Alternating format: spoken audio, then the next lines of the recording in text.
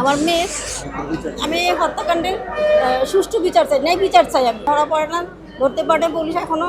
আমরা চাচ্ছি যে আসামি যেন কোনোভাবে দেশ ত্যাগ করতে না পারে, সেজন্য তারা দেশ ত্যাগের চেষ্টা করতেছে। জি, আসামিকে যেন দ্রুত অ্যারেস্ট করে দৃশ্যপূর্ণ শাস্তি দেওয়া হয়।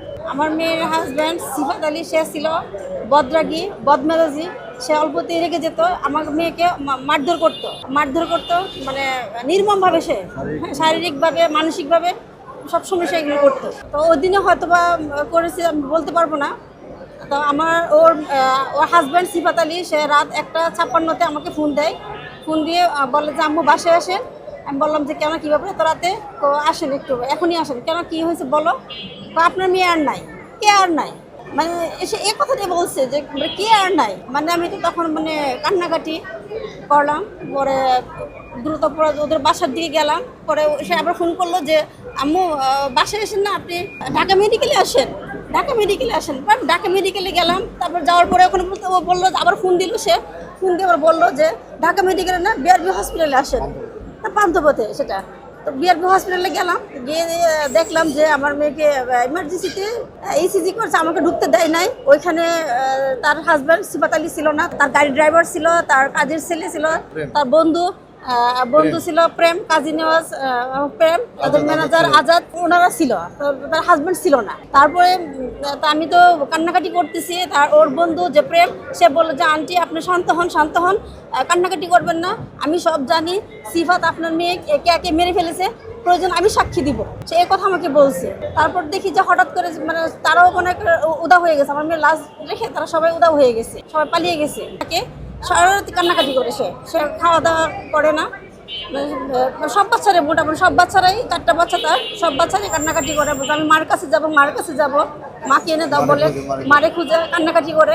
পদ্মা সেতু, মেট্রো রেল এবং এলিভেটেড এক্সপ্রেসওয়ে নির্মাণের গর্বিত অংশীদার বসুন্ধরা সিমেন্ট। কিন্তু আমরা নিরাপত্তাহীনতা আমরা ভুগতেছি এখন বাচ্চাদেরকে নিয়ে। সান্ত্বনা দেওয়ার তো আসলে ওভাবে যায় না। ওরা তো সারাক্ষণই মাকে খুঁজে, ও তো এত বুঝে না যে মা কোথায় গেছে, কি হয়েছে। ছোট বাচ্চা তো একদম বুঝে না, সারাক্ষণই ছোট কান্নাকাটি করে। কারণ 22 মাসে বাসায় আবার মায়ের বুকের দুধ খায়।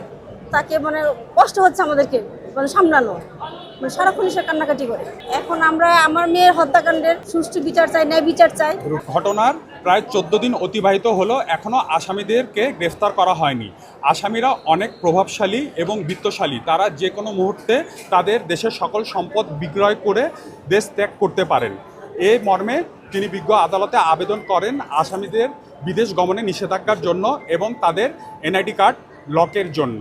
এছাড়াও তিনি বিজ্ঞ আদালতের কাছে মানবিক দৃষ্টিকোণ থেকে আরেকটি আবেদন করেন যে তার যে নাতি রয়েছে, তাদের সর্বকনিষ্ঠ যে তার নাতি রয়েছে, তার বয়স 22 মাস, তার উপরের জনের বয়স 4 বছর, আরেকজনের বয়স 6 বছর এবং আরেকজনের বয়স 10 বছর। এই যে 4 জন শিশু সন্তান রয়েছে, এই শিশু সন্তানদের শিক্ষা সামগ্রী এবং বস্ত্র সামগ্রী ক্রাইম সিন সেই ফ্ল্যাটে এখনও রয়েছে। সেই শিক্ষা সামগ্রী এবং বস্ত্র সামগ্রীগুলো যেন তাদেরকে ফিরিয়ে দেওয়া হয়, তাদের শিক্ষা কার্যক্রম সঠিকভাবে পরিচালনা করার জন্য। এই মর্মে তিনি আরেকটি আবেদন করেন। বিজ্ঞ আদালত অত্যন্ত ধৈর্য সহকারে আমাদের সাবমিশন শুনেছেন এবং বিজ্ঞ আদালত পরবর্তীতে নথি পর্যালোচনা সাপেক্ষে আদেশ প্রদান করবেন বলে জানান। এই মামলার বাদী নাজমা বেগম জানান যে তার মেয়ে কেয়া, তিনি ভিকারুননিসা নূন কলেজের মেধাবী শিক্ষার্থী ছিলেন। এই কেয়ার যে 4 জন সন্তান রয়েছে, যেদিন এই মর্মান্তিক ঘটনাটি ঘটে সেদিন তিনি 4 জন সন্তানের জন্য মুরগির মাংস রান্না করছিলেন। একজন মা ক্ষুধার্ত সন্তানদেরকে রেখে মুরগির মাংস না খাইয়ে বা তাদেরকে রাতের বেলা না খাইয়ে আত্মহত্যা করবেন বলে তার কাছে কোনো যৌক্তিক কারণ আছে বলে তিনি মনে করেন না।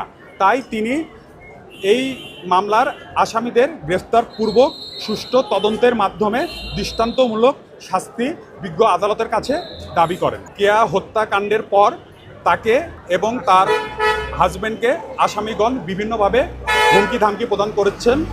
এ কারণে তিনি অতি শীঘ্রই তার স্থানীয় থানায় একটি জিডি দায়ের করবেন।